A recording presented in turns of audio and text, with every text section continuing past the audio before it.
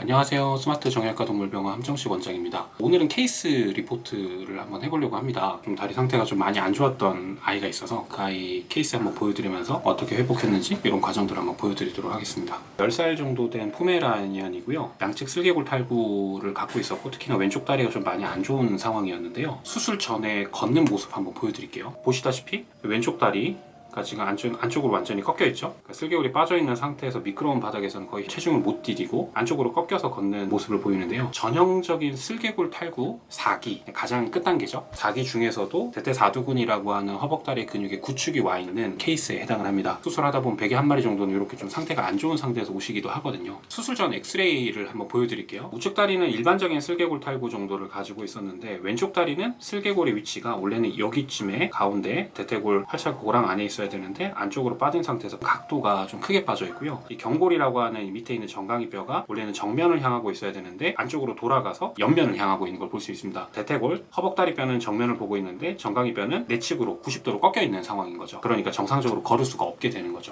일반적인 슬개골 탈구 수술을 할 수도 있었지만 슬개골 탈구가 심하고 대퇴사두근이라고 하는 근육이 이미 구축이 되어 있었던 상태이기 때문에 이 상태에서 바로 수술을 하면은 슬개골이 다시 빠질 확률도 높고 교정 자체가 안 될 확률도 높고 수술 후에 합병증이 나타날 확률도 높아서 슬개골을 교정하는 것뿐만 아니라 대퇴골이라고 하는 허벅다리 뼈를 일부 단축을 시켜줘야 되는 좀 어려운 개념이기는 한데 허벅다리 근육의 길이에 비해서 뼈가 많이 긴 거죠. 대퇴사두근이 너무 짧게 구축이 되어 있다 보니까 슬개골을 정상적인 위치로 돌려놓더라도 허벅다리 근육이 정상적인 기능을 못하는 상대적으로 뼈의 길이가 짧아져야지만 그 근육을 쓸 수 있는 상황이어서 허벅다리 뼈를 길이를 짧게 하는 수술이 추가로 필요한 상황이었습니다. 절골을 해야 되는 상황이다 보니까 최근에 많이 수술을 하고 있는 CT를 이용해서 그 3D 프린트링하고 그 3D 프린트에서의 절골술 가이드를 활용해서 좀 수술을 정교하게 하는 그런 수술을 진행을 했습니다. 수술 전에 실제 이 환자의 뼈의 크기랑 1:1 사이즈로 실측을 해서 3D 프린트를 한 거죠. 그래서 이런 뼈 모형을 얻은 상태에서 실제로 뼈를 단축을 시켜서 플레이트를 대보고 나사를 박아보고 이렇게 해서 시뮬레이션 수술을 먼저 진행을 했고요. 수술 전에 시뮬레이션 하는 과정을 조금 더 자세히 설명을 드리면 CT를 찍어서 3D화 시켰을 때 뼈를 실제적으로 얼만큼 단축을 해야 이 대퇴사두근이라고 하는 허벅다리 근육이 정상적인 기능을 할 것인가를 확인을 한 겁니다. 그래서 수술 전에 110도 정도로 ALDF가 기울어 있었던 거를 정상에 가깝게끔 돌리는데 이 환자 같은 경우는 완전히 정상으로 돌린 건 아니고요. 애들마다 다 다릅니다. 이거 경골조면 이식을 통해서 어느 정도의 각을 보정을 할 수가 있기 때문에 정상 각도보다는 좀 크게 남긴 상태에서 수술을 했던 케이스입니다. 뼈를 실제로 얼마만큼 단축을 할 것인가를 이렇게 시뮬레이션을 해서 수술을 진행을 한 거고요. 실제로 슬개골이 들어왔을 때 이 경골이 얼만큼 회전이 될 것인가를 미리 예상을 해봐서 수술 전에 먼저 이런 계획을 세워봤습니다. 그래서 1번, 2번, 3번, 4번 안에 대해서 계획을 세웠을 때 어떤 게